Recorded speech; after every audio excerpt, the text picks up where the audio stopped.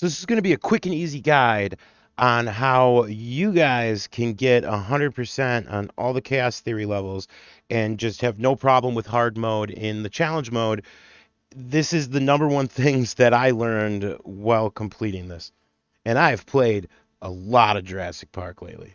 So this is my 5-star Chaos Theory Jurassic Park New World map, and there's a trick to being able to beat this map because this map is incredibly hard. The first tip I have is to make your first cages as a giant circle. This isn't a very well-made circle, but you get the idea. Once you've made the circle, you're going to basically pie off each section. So what this is going to do is going to allow you to put the water right where all the corners meet, and this is going to make all your dinosaurs kind of congregate towards this water area, which is going to let you make a ton of money by just being able to control your crowds a lot easier because they're going like in set directions that you control. But the number one reason why I love doing it this way is because you're going to be able to get a lot better pictures when you can get Edmontosaurus and Tyrannosaurus Rex in the same picture for that multi-dinosaur bonus. And all your dinosaurs are going to be just pretty grouped up, making it pretty easy just to get a bunch of pictures in general. And pictures grant you so much money. So each time I fly out in my helicopter, I make about $1 million, which pretty much makes back all the money I lost from a storm. Look at that picture. That nice. And then the next picture is worth $80,000. So you just keep doing this and you just keep making tons of money. There's going to be a diminishing return where each picture is going to be worth about half of what the first one was worth. So just periodically, every 15 minutes or so, every 15 minutes, 30 minutes, just go out in your helicopter, fly around, take a bunch of pictures, and you'll make tons of money. Before I go over this next tip, if you guys learned anything from this video, please hit that subscribe button. If you learned something from this video and you don't subscribe, well then you're just a total Dennis. So for this next tip, I'm going to go over why your dinosaurs are fighting. You don't want your dinosaurs fighting, and there's ways to prevent this. But first, let me explain why they're actually fighting. So if we click on this, I'm not going to even try this word, the Carsaur, he has a dominance level of 195, and he is not the pack leader. He does not have the crown. When we look at the one that is the pack leader, has a dominance score of 235. He has the higher dominance score, and he is the pack leader. So since he has the highest dominance score and he's in the lead, there will be no fighting. This cage is set. You don't have to worry about ever doing any kind of medical things. So these are the guys that are giving me trouble. So this Cryolophosaurus. So this thing is right now the leader. And if you look, his dominance is 127. But when we look at this injured one over here, he's all bloody. He has a dominance of 148, 126, 148. The one that is 148 is not the leader. So until that happens, they're going to keep fighting. And the thing about how the fighting works, I just had a dinosaur die. Thing how the fighting works is it's really random. It's usually the dinosaur that gets the first hit is going to be the one that wins. So he keeps trying to fight the other one. He hasn't, wow, it's a little copy that died. He hasn't won any of his fights, so they're just going to keep fighting. So here's a couple ways that you can fix this problem. All right, so the first thing that you can do is when you are modifying, you can add some dinosaurs to the cage that will fix the problem for you. So this is the Cryosaur, and as you can see, I put what I can in strong and fit. So hopefully I can get one that's just a really powerful one that can win his fights. So then I'll put him in, he'll have the highest dominance, and he'll run the cage. All right, so I'm going to select two of these that are coming out, these cryosaurs. So I have this one that's strong and fit. So he's going to be the one that I want to be the alpha. And then I have a normal one. So let's see if we can fix the cage this way. So now, as these guys are being released, the problem that we actually have is I believe this one must have the aggressive gene because his dominance is 145, whereas the new ones we just put in are 94 and 113. 113 is the strong one that we released. So basically what we're going to have to do now is we'll have to sell the one that is here at 145, and then there will be a fight, and the leader will become the new alpha, which should be our highest dominance one with the best stats. So when I sold the one that had too high a dominance, the leader actually became number one, where number three is the one that has high attack power and high damage. So we want him to fight the other one, which they should do right away if we watch. But first, he's gonna eat this goat. He's gonna try to eat this goat. That's a really fast goat. Okay, he's not catching the goat. It took him forever, but he caught the goat. And my camera freaked out because of the wall, but he didn't swallow it whole. Alright, it looks like they're gonna fight here. Let's see what happens. Yep, here's the fight right away. Sorry for the lag, this is a huge park. Come on, new guy. Do something. Uh-oh. We want this one to win. And it's actually can be really random at times. There we go. And the tough one wins. So now if we look, he should become the alpha here.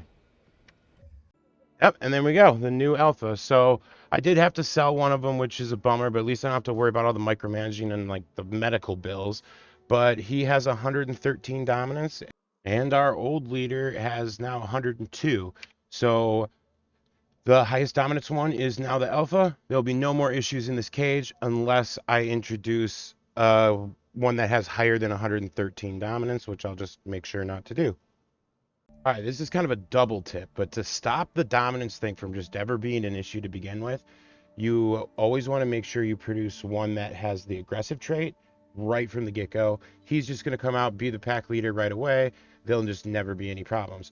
Also, when you're releasing dinosaurs, because of that reason, you usually want to release as many as you can. So instead of just saving up a little bit of money and releasing one dinosaur, you want to try, especially the aggressive ones, you want to release as many as you can at one time, so that way you don't have to worry about any micromanaging to get the right one to be dominant, so there's no fighting. So in this case, I'm going to make 4 Carnotaurus, and I'm going to show you how small of a cage you can actually do this, because this tip's also on how to build the cage properly. And it sounds cruel, but you want to start small. All right, so when we build the cage, we're going to make it way too small because we want to get it up to the right size, and it's easier to make it bigger than it is to make it smaller. So before I build the final walls too, I want to make sure that I have one of the viewing platforms. So one of the places that isn't going to change. So we're just going to say, I won't go out farther than this. So boom. All right, so if we look at this Carnotaurus, you can see that our area is slightly too small. So we just have to expand this cage out a little bit and he should be happy. And then also when you do this, make sure you do the walls first before deleting the walls, or he'll escape and eat people. All right, so as you can see, we got all their needs met. The area is too low, just barely, but they're still at 100%. So you can always go a little bit below. They don't seem to mind at all. But this is the size of the cage. So 4 Carnotaurus inside of a cage, there's your bare minimum size that you can do. By doing this each time, you're going to find out you have tons more room for stuff, and you're going to be able to get your shops exactly where they need to go, and you're just going to be able to get more dinosaur count, which is going to make getting 5 stars way easier. All right, this next tip is for amenities. Anemone for the shops. Now, to figure out where to best put your shops, you just click on the shop, look for those red lines. That's going to tell you the best. So if you look at over here, down right here where it says projected guests, you see 162. So we're looking for any number basically over 80. It means it's a good spot to put the shop. So if you look at this one being at 80, the other one was a little bit hotter, but it's hard to fit in there. So we're going to click on the dining one first, and you always place your shops directly next to each other. All right, so once you found a good spot for your 3 shops, you're going to click them and you're going to scan through all the options. So if you look at the top, we're going to look which one is making us the most amount of money. I saw an 8,000 right there for this fossilized ammonite. Just to make sure, we're going to scale up. Nope, see, dinosaur adoptions is worth even more. So now once we have this, we're going to scan through all these different things to figure out which ones are going to be the highest. It's usually going to be the water feature and the skeleton display. So if I click the skeleton display, you can see how much more money is going up. Now, The water feature will give me 19,000, whereas the TVs will give me 22,000. So just to see if I can maybe squeeze in up there, we got 24,000. I think that's going to be it because everything looks like it's capped. Nope. Sunglasses stand. So just keep adding there until you don't see any more blue numbers. So as you can see now they're all red, and once they're all red, that means you've got it perfect. You can kind of just, because if I go back to the dinosaur adoptions, you can see all these will be roughly the same amount of money because the shop's actually maxed out. So this next tip is for transportation. So I don't know why it works this way, but for some reason, having multiple unconnected monorail stations, like where the monorail station basically just goes to one spot, seems to up the transport rating for your guests a little bit easier.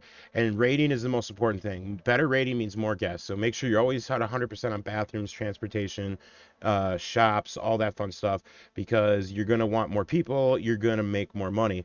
But I don't know why, but this one I connected both sides, but the most of the time, multiple shorter monorail systems tend to make the rating go up a lot faster than one big long one.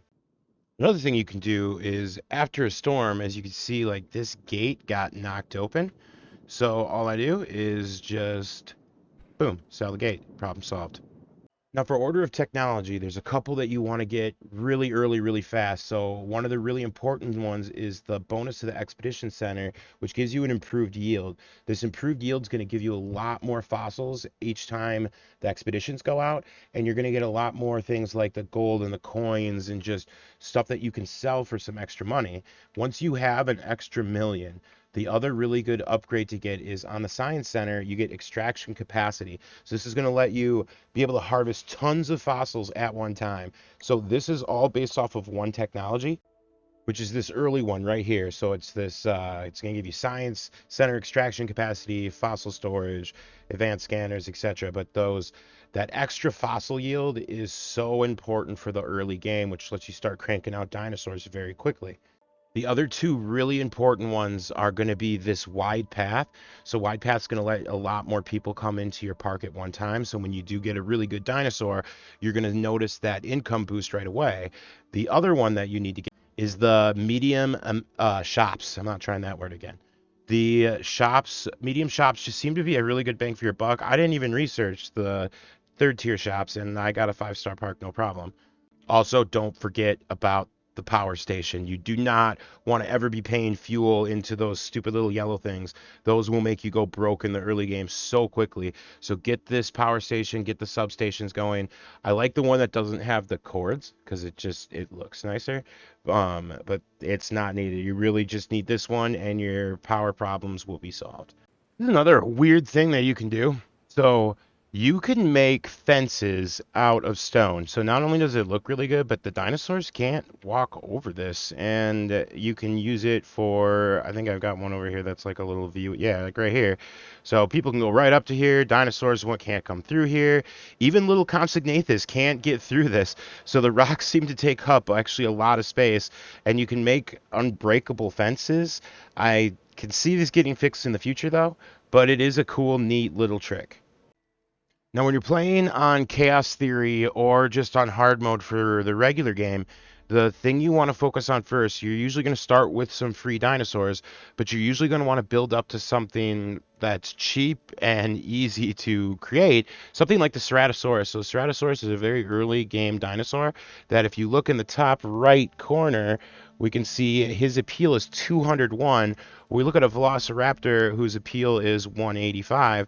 Majungasaurus, who's actually 308. So Majungasaurus is a nice kind of tier 2 dinosaur, but you want to work towards those carnivores. Those carnivores are going to start bringing people in.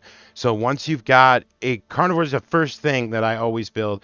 If you're low on funds, you can go for the Dilophosaurus first. He's another decent one, but I usually do start with the Ceratosaurus, even on hard mode in the normal game.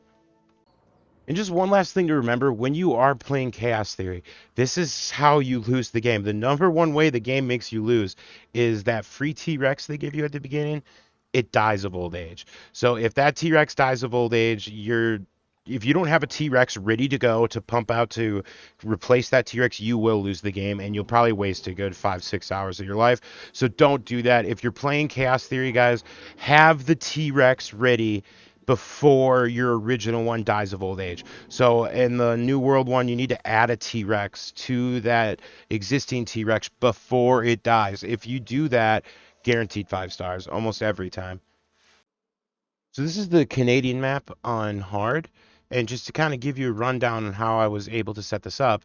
So you build all your basic necessity things. Don't waste any money on anything. I even had to keep with those stupid little yellow power generators for a while, but I built my park into a circle.